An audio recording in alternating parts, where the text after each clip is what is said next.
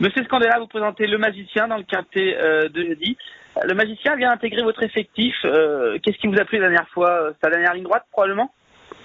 Oui, mais c'est un cheval que le propriétaire suivait depuis un moment. Il y avait eu 2-3 courses où c'était plutôt sympathique. Et puis comme il était sur deux trois chevaux on va dire de valeur à peu près égale, on n'a pas eu ceux d'avant. Le choix est tombé sur celui-là. Voilà, c'est un cheval qui a été réclamé avec comme objectif la possibilité, l'éventualité d'aller courir à mi-août le Grand Prix de Jones en Corse. Le propriétaire est corse, il veut se faire plaisir.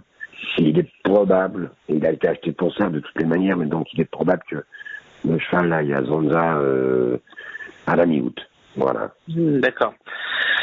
Donc cette course lui fera du bien probablement. Bah si vous voulez, ça va nous permettre à nous, on n'a pas le choix d'engagement. Je veux dire, soit on le remettait à réclamer, donc on voyait pas l'intérêt de le faire, soit on en tentait une parce que celle-là se présentait et qu'on a besoin de voir un petit peu évoluer le cheval on va dire sous notre entraînement, mais on n'a pas changé grand-chose. On a changé 2-3 petites choses, ceci dit, donc voilà, on a trouvé marrant, marrant, peut-être pas le terme, mais on a trouvé judicieux d'essayer de le voir évoluer une fois sous l'entraînement. Voilà.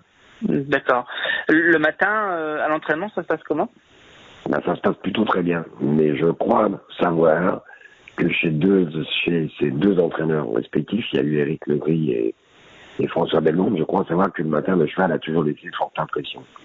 D'accord. C'est un peu le cas à la maison, donc on ne se base pas trop là-dessus parce que voilà, ce matin j'ai revisionné un petit peu toutes ces courses, il n'y en a pas énormément, donc j'ai mis les revisionner pour voir, parce qu'on a vu que le cheval a couru devant, derrière, avec œillère, sans œillère, avec australienne, sans australienne, tout a été un peu fait et essayé.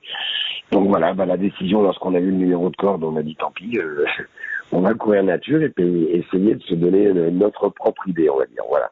D'accord. Donc la tactique de course sera sur laquelle avec ce numéro 14?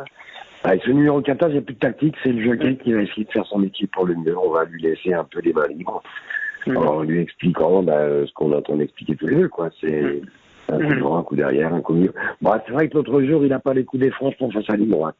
Ça lui attire pas à la gagne, mais il aurait tous ses bien pu être dans les 3, 4 ou 5 premiers, quoi. Voilà. Donc pourquoi pas tenter. De toute manière, à ces valeurs-là, on a peu le choix des engagements, voilà. Mais c'est un cheval agréable le matin, vraiment agréable. D'abord, c'est un joli cheval qui est souple, qui est volontaire, qui fait des très bons canters. On n'a rien changé de particulier. Il y a eu 2-3 petites choses à porter, mais il n'y a pas de miracle à ce jeu-là. Voilà. Vous partez un peu dans l'inconnu avec le magicien, alors. Un petit peu, mais il y a quelques performances, il y a quelques lignes qui lui donneraient tout à fait droit de se défendre honorablement. Voilà, c'est pas. Je veux dire, on sait que dans les quintés, on paye les 7 premiers. Ben voilà.